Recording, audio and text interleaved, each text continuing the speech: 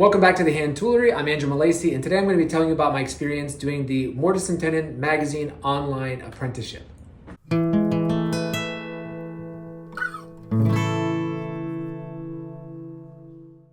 So yeah, a couple of years ago in 2023, I was turning 40, and my wife had the idea of doing a class at the Woodworking shop, which I think had already been full or closing at the time. And so I couldn't do it. So I decided, I remembered this online apprenticeship through M&T magazine. I've been subscribed to them for ages, since like issue 4. So I was like, yeah, why not sign up? In fact, I wanted to sign up the very first time that I ever did it, but I didn't, thinking that, it's a lot of money, a couple $100, like 400. And then also, since I already have experience hand tool woodworking, maybe I'd be taking away one of the limited spots from somebody else who never has done it before. And I wouldn't want them to miss out on that. But recently, a couple years ago, they started reducing the number of terms and increasing to once a year, and I think adding the number of students per year instead of one class. So I decided to go ahead and do it. It's my big 4-0, and so why not?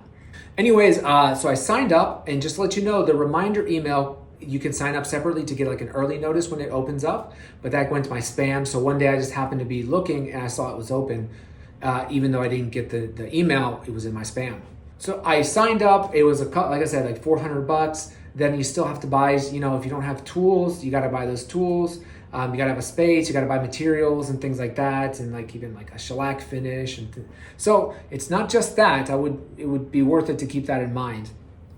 Also, again, if it's your first time ever woodworking, it's going to be a little bit of a steep barrier of entry, because you got to have, like I said, the money to sign up. You got to have some tools. You got to buy those. You got to get the materials, but then also you need a space. And so I've got my shop here in my own house. But if you don't have a space, you can make something work, I'm sure. But these are things you're going to want to consider. And so I'm not sure if this is all, if you're brand new and considering it, and you happen to see my video because you're like, hey, I want to do this. I want to learn hand tools, or if hey, I love M&T or whatever, and I want to do this. Hopefully this video meets all of those needs.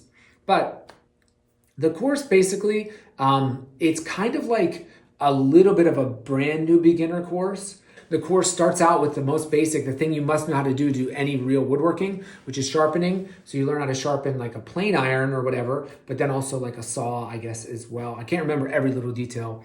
One of your first assignments is you have to smack a board with a hammer and plane away the dent. So I guess if you can do that, you know how to sharpen well enough. And so as you go on and do more assignments, you get better and better at sharpening.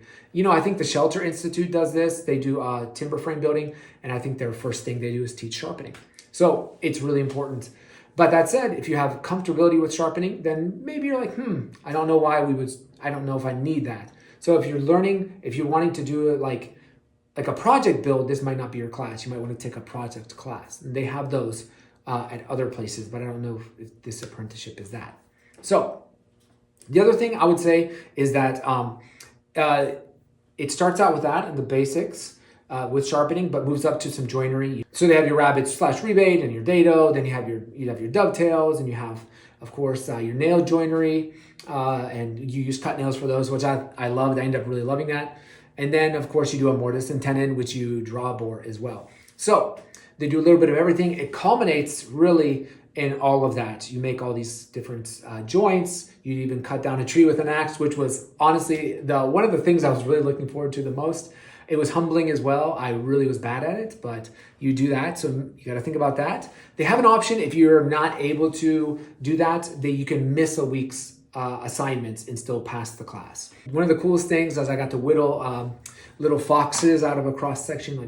We split up these like a little section of our tree, and then like a little pie slice wedge of it. And we whittled it into these foxes. I made 8 of them. 8 of them, and made them a little bundle. And they suggest that, and it sits on my shelf. And then I'm like, what's that? And I take it apart. It's 8 foxes. It's kind of cute.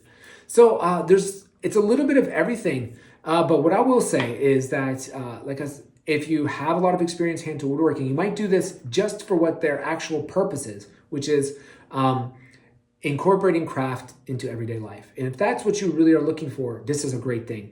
If you're looking how to get started in woodworking, great. If you're an experienced woodworker and you just want to spend money, great. But if you're like, hey, let me see what it's all about, and I don't know, I'm not trying to say yes or no to anybody here, but it's not a project class. And so with that in mind, it's not like you're going to build a democratic chair with Curtis Buchanan or something like that, or you're going to build a Dutch tool chest at Lost Art Press. You're getting skills. So it's all about the skills. And not only that, but it's about the philosophy behind the organization, which is M&T. So just keep that in mind. It's not your traditional class. If you want to build projects, there is the Journeyman Challenge. And so you do your basic coursework, and that's your graduation. But then you can get your extra credit and get your name in a Mortise and Tenon magazine if you check off this list, right? And so, of course, I opted for that. You have to do extra things, and I'm not going to say exactly what they are. I'm trying to hold back information because I know that they want to reveal it to you on their own timeline and sort of have things be surprises, okay? Because they don't want. It's not like I'm trying to make Course Hero out here where they do for college classes, they put all their notes on there and it's like in the study guides for the test, and then you just go there instead of going to class. Like, that's not the point at all. If you're going to sign up for this, you want to be there and you want to do the class, you want to do the apprenticeship for yourself and make the most of it, right? So there's that. Now, there's that extra credit assignment where you can actually build projects. I will say though that the whole thing that they sort of pitch it as, which is incorporating craft in your everyday life, that is definitely for me what I most took away. A lot of times you enter the shop, like Chris Schwartz, he's like, you just touch the workbench, but you're not sure what you're even doing there. You just are drawn to the shop. And whenever I have a reason to be in the shop, that's when I feel like I get down to the shop the most. Not because I lost the desire to woodwork. It's like, I don't need to make a dovetail drawer every single day or even every year. It's like I make the thing, and then while I'm making that thing, I'm in the shop. Like all the time. Not like neglecting family, but you know what I mean. Every day I put some time aside, when I can be here. And so because of this 8 weeks, and even before and after, you have reasons to be there. You have assignments to do and whatnot. You're in the shop, and it's like, I had a purpose to be there. And I find that that's when I'm most in the shop, is when I have a thing to do. So for me, if I get a project, I'll be in the shop. But when I'm not able to, I find that I have to challenge myself, engage the world more, like not from behind a screen, in other ways. And so I've really taken to, in my life, just the spirit of engaging the world and making craft part of your life. But not just craft, but like self-betterment and, just, again, being present and not, again, just consuming the whole world through a screen or whatever. And so I've tried to incorporate even more reading. I'm a professor at a university, but, a lot of times I read just for the stuff I tell my students to read. So I've made this year, actually the last couple of years, to just do just a lot more reading for betterment and for fun or for whatever reason. So I think that's just a renewed focus I got. The other thing is, like, I really got some, I never had used a big old chisel before, and I got this for the class, and I never leaves my bench now. It's amazing. I made this handle from a bush we chopped down. It's a boxwood bush from our house. Took it down and turned it, and I mean, this thing, I use it all the time now. It stays on my bench. Same with this Sloyd knife. Now, Beavercraft sent me this with a kit because, I have a channel. And I want to say, I use this all the time now. It goes with me a lot of different places. If I ever, like when I went to chop down the tree, it went with me, I just keep it near, and I use it for a lot of stuff now. So I would say, no matter what the brand, a Sloyd knife and like a big old chisel, that's something I just practically take away. And then if you've never really used an axe at your bench before, it's going to be something that they're going to have you do, and you're going to want to use it. You're going to just want to use it. These type of things, these little ways of thinking differently about your woodworking, they will just become a part of your routine. Now, like I said, it's not a project class, it's a skills class. It's about getting craft into your life every day, having a purpose for going to the shop, and then hopefully translating that into, let me stay more regularly into engaging the world and making craft and, these type of things part of your life. And again, that doesn't always happen, but that's the goal. And part of that is, like I said, the philosophy behind it. I don't know if you've read issue 1 of their Mortise and Tenon magazine. It goes for a premium now, all by itself, but they do have issues 1 through 3 as a book altogether. I would recommend you just read their manifesto. They have an actual manifesto in issue 1, and it gets to the heart of their philosophy.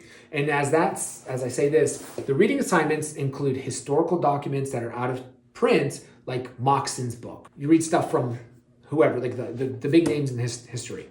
But then you also read these books. These are kind of like, this is more like sort of lived philosophy. It's sort of more like more like philosophy. And we have Copperthwaite's A Handmade Life in Search of Simplicity. And then you have Pies, The Nature and Art of Workmanship. And I know if you listen to M&T's podcast, these are not unfamiliar to you. In fact, I'm sure you heard of Workmanship of Certainty and Workmanship of Risk a lot. And then like the optional third book, I think it's optional. I don't remember, quite frankly. The idea is to have this book right like at your bench. And this one in another book called Worked. And I think who knows, there might even be another one. But this is like a very picture heavy, which is nice, book on different joinery. So they supplement their course content with this. So the course content itself is made of like those historical PDFs. They've got the, which was really cool. It's like, feels like a historian, right? You're reading the old stuff. Then they've got these books. I'm not going to talk a lot about them, but I will say that if you know about them, you know what to expect. And if you don't, they're going to be a little bit, they're not easy reads. This one in particular is not an easy read. You only read about half of it for the class. You read the whole book of this. And, even as someone who, like I say, I do quite a bit of reading, I had to slow down and really absorb them. And I liked how I took time to ruminate and let it all marinate. And then you have to post in a discussion forum and interact with people about it. I really enjoyed that. And that was actually a really great side effect of the course as well, is I got to see a lot of people who we don't need any explaining as to why we're there. We just enjoy, or in theory, we think we're going to enjoy hand tool work. And we're there because we want to be. And I don't know if you've ever made a project where you're like, oh, I made this all by myself, by hand, no machines, no electricity. And they're like, why? And then then you kind of like have to, defend yourself. But there's none of that. It's like we're all there for the same reason. I just really enjoyed that. And it was very supportive and encouraging. And then I got to help some people sometimes. They got to help me sometimes. There were people who were brand new and like they were just learning everything. And then there were people who had been there, done that. And it's amazing to see what this course brings together under one roof. We'll say it was a lot more people than I realized. I don't know how many people were in my course, in my term. I was term 5, I think. But anyways, I would notice like on when the due date night, like I think it was Sunday night or I don't even know, like a whole lot of people I'd never seen. It was like they were there. And I was like, wow, there's just a lot of us, which is kind of cool. But at the same time, I wish I got to meet them more. There was like the habitual posters. I tried to be one of them, not trying to be annoying, but I wanted to make the most of it and interact. And so we got to have like I got to meet a lot of people, through their comments. So that was cool. The other thing is that they used a lot of video content. And some of it was brand new, like they would do office hours, and they would make videos tailored for your questions that you've been asking in the forums. But also they had stuff that they brought in from other courses that they had made. And I don't know if you've never done one of their video courses, like their apprenticeship, their tables, or their green woodworking, or their examining furniture. I mean, they're great. I really love the content is great. It's well produced and it's informative. And they do recycle some of that. So as an FYI, I don't want to say anything more because again, I'm not trying to spoil anything. It's just that, it makes sense to use that. And it's already great content.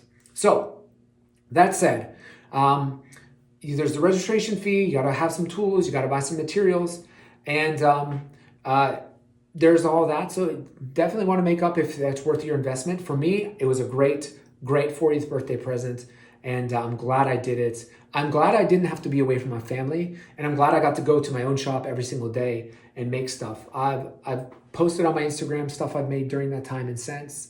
And also, like I said, I would really like getting to think deeply about philosophical ideas related to craft and working and things like that. And just the way the world is and how maybe, just doing a little bit more engagement with the world itself can make the world a better place. So that said, I don't know what else I would say about the whole experience. So before I sign off, I actually came back to re-record this part. What would I say?